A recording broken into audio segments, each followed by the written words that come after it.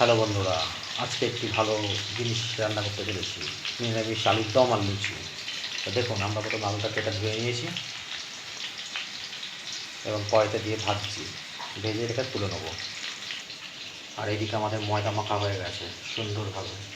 দেখুন কি সুন্দর হয়ে গেছে। এটাকে আমরা বেলবো এবারে। তো আমাদের আলুগুলো ভাজা হয়ে গেছে, এবার আমরা আলুগুলোকে তুলে নেবো। তো দেখুন, আমাদের নিরামিষ আলুর দমের মধ্যে গোটা জিরে, তেজপাতা আর শুকনো লঙ্কা এটা দিয়ে আমরা ভাজবো। প্রথমে আমরা কড়াইতে দিয়ে এটাকে একটু ভেজে নিচ্ছি। আর এখানে আমরা একটু জিরে আর কিছু কাজু বেটে রেখে দিয়েছি। আর এখানে আমরা একটু টমেটো, এর সঙ্গে একটু আদাও দেওয়া আছে অল্প করে।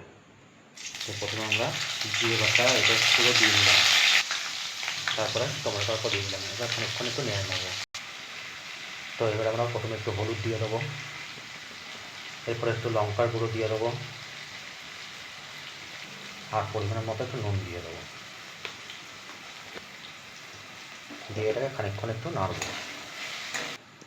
এবারে একটুখানি অল্প করে একটু চিনি দিয়ে দেবো, যাতে একটু স্বাদটা ভালো হয়।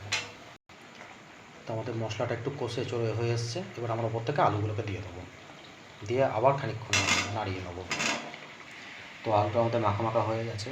এরপর আমরা ওপর থেকে স্বাদ মতো পরিমাণ মতো একটু জল ঢেলে দেবো, দিয়ে এবার চাপা দিয়ে দেবো। তো আমাদের লুচি হওয়ার জন্য লেচি তৈরি হচ্ছে। এগুলো বেলে নিয়ে আমরা লুচি শুরু করে দেবো।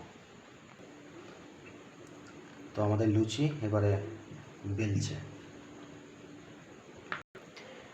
তো এইদিকে আমাদের লুচি ভাজার জন্য তেল রেডি। আমরা এক এক করে লুচিগুলো দিয়ে দেবো।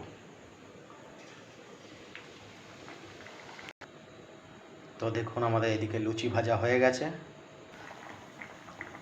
তো আমাদের আলুর দম হয়ে গেছে। তো ওপর থেকে একটু গরম মশলা ছিটিয়ে দেবো। বাস, আমাদের আলুর দম পুরো রেডি। দেখুন, আমাদের লুচি আর নিরামিষ আলুর দম রেডি। এবার যেরকম খুশি খান, মজা করে, খুব সুন্দর লাগবে আর ভালো লাগবে। আর ভালো লাগলে একটা লাইক সাবস্ক্রাইব করে দেবেন।